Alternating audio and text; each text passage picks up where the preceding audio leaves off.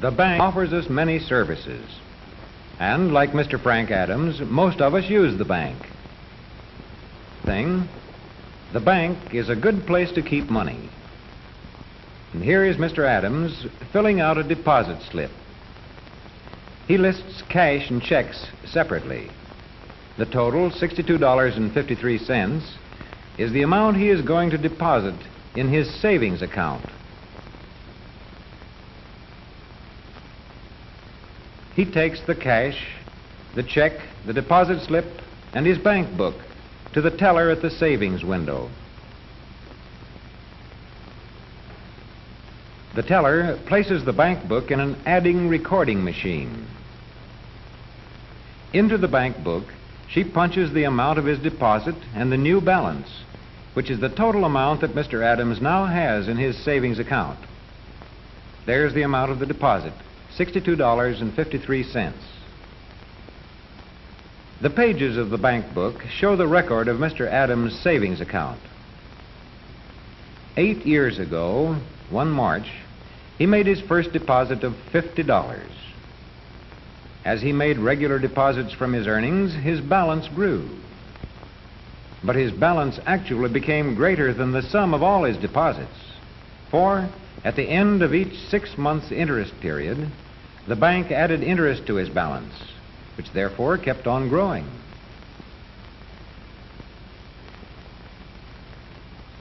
The teller puts Mr. Adams' deposit slip with other deposit slips in this basket. These slips are a record of the money that has come into the bank. And up here, they're checked in the proving machine. The bank's careful methods give Mr. Adams confidence that his savings are secure. And so does the federal government's insurance guarantee.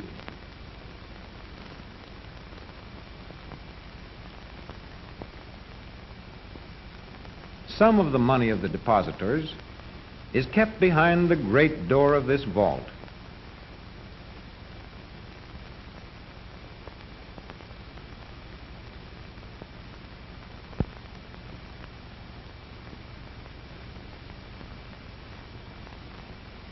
Part of the money that comes into a bank is kept in cash. But the rest of it must be put to work to earn a profit for the bank. And so, the bank invests much of its money.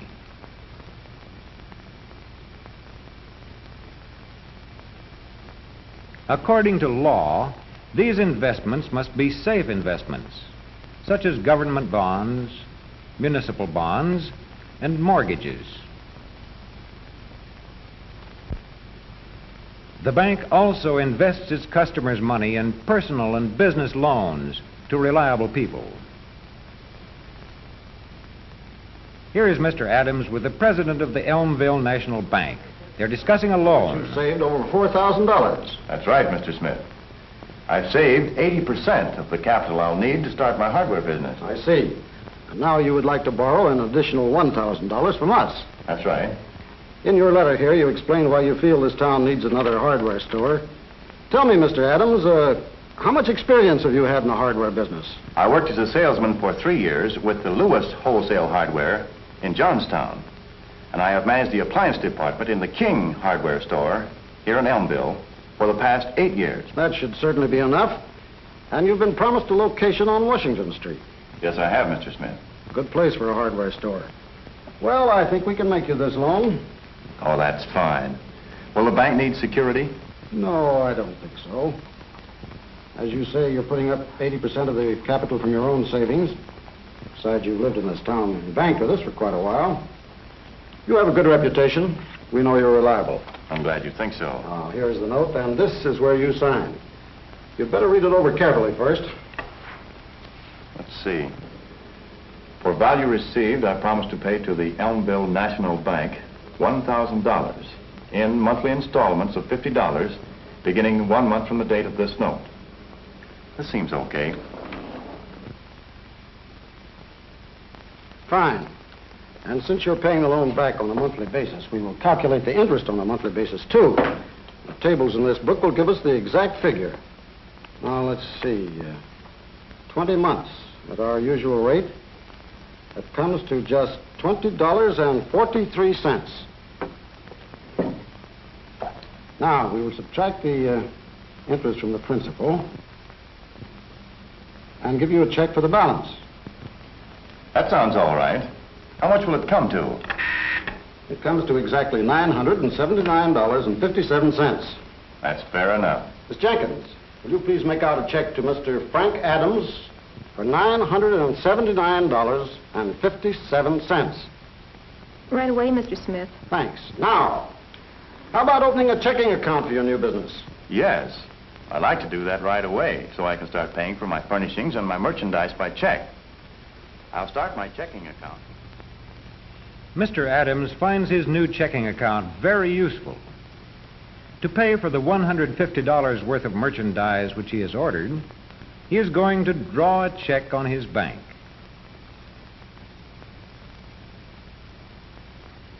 Here is the stub of his check. To the balance brought forward, he has added his most recent deposit. From the total, he subtracts the amount of his present check, $150. He keeps a complete record of his checking account on his stubs. The check itself is drawn on the Elmville National Bank. That means it is an instruction to the bank to pay to the order of the Miller Supply Company the sum of $150.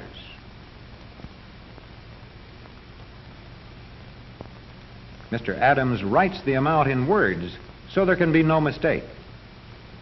The Elmville Bank on which this check is drawn will pay out the $150 as soon as the Miller Supply Company endorses or signs the check and presents it for payment. All that remains for Mr. Adams is to mail the check with his order to the Miller Supply Company, which can collect the money as soon as it endorses the check. And here is the check arriving at the Miller Supply Company. The girl stamps or endorses it. But instead of collecting the money direct from the Elmville National Bank, the company does it through its own bank, where the check is arriving right now. This bank can collect $150 once it places its own endorsement on the check, as it is doing here. But instead of collecting the money directly, it uses a more convenient method. Like many other banks, it sends its checks to the Federal Reserve Bank for collection. The Federal Reserve Bank is set up to handle thousands of checks from hundreds of banks in a single day. All these banks save themselves a great deal of trouble by collecting on checks through the Reserve Bank. The Federal Reserve Bank collects the money direct from the banks on which the checks are drawn and returns the checks to these banks.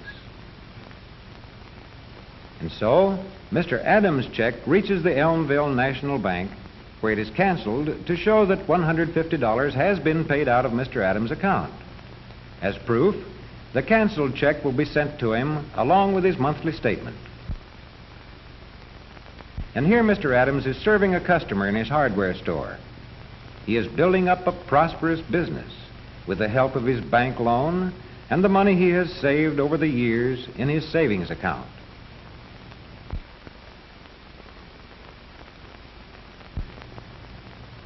And there is the lady's change. But speaking of change, the store is beginning to run short of it. Yes, there is just time to change his coat and get to the bank before closing time. Mr. Adams finds his local bank very convenient.